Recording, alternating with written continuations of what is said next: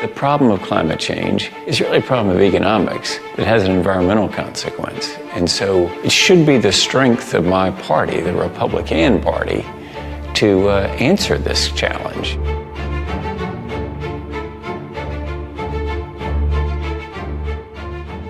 If you're concerned about climate change and you're a conservative, you're not alone.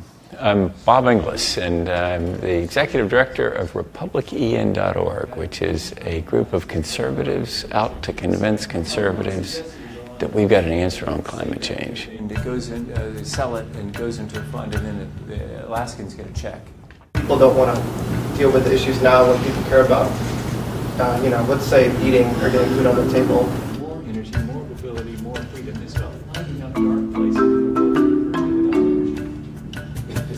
And Fukushima, was a problem, but now that we see that, they've been corrected. That should have been immediate shut-off.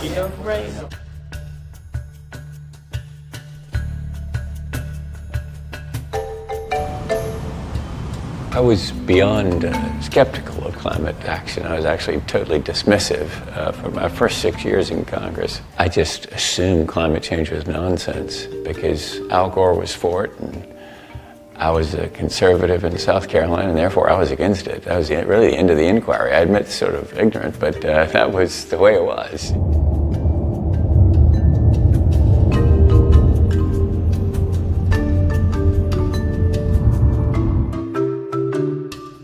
What happened here on climate change is, from a conservative perspective, is the godless scientist got together with the UN bureaucrats, they looped in the Wall Street traders, and they came up with a monstrosity called cap and trade.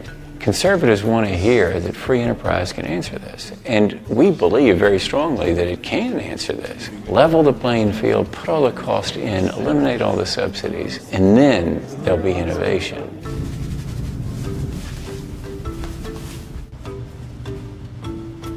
It was apparent that I was in some political trouble. My most enduring heresy was just saying that climate change is real and let's do something about it. Because it seemed that I had crossed to the other side, that I was marching with Al Gore and not with Republicans. But I had a primary opponent in 2008 who called me the Al Gore of the Republican Party. I don't think he meant it as a compliment. He was also committing some sort of a religious heresy. I would become an apostate to the idea that God was the creator. So it was pretty painful and lonely times. There was this silence that greeted me on a lot of occasions about climate. Okay, so... You spoke with Senator Cruz about it? Ted Cruz? I'm not talking to him personally. Oh. I'd be curious to hear his take on what you have to say. Yeah, I would too. But as far as climate change, we've had climate changes biblically since the beginning of time. So where are we going to go with this? Well, yeah, the climate is constantly changing. This is true. Naturally. Natural variations. We were on climate. We said no climate changes are real. It's in vogue in our party. It isn't a problem. We don't want it to be a problem. But as the water keeps coming up in Charleston, more and more people are going to be saying, oh no. It's basically a rejection, surely of all things Obama, but it's also a rejection of science, it's a rejection of data, and more fundamentally, it's a rejection of the idea that we can come together and solve really big challenges. Democrats aren't my enemies, they're my countrymen. They're often wrong, but they're not my enemies.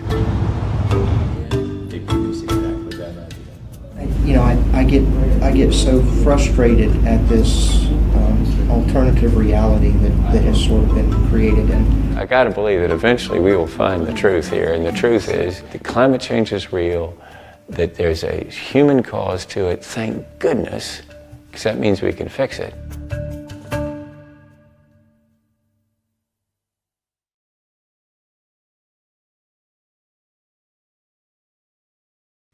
Hey, NBC News viewers, thanks for checking out our YouTube channel. Subscribe by clicking on that button down here and click on any of the videos over here to watch the latest interviews, show highlights, and digital exclusives. Thanks for watching.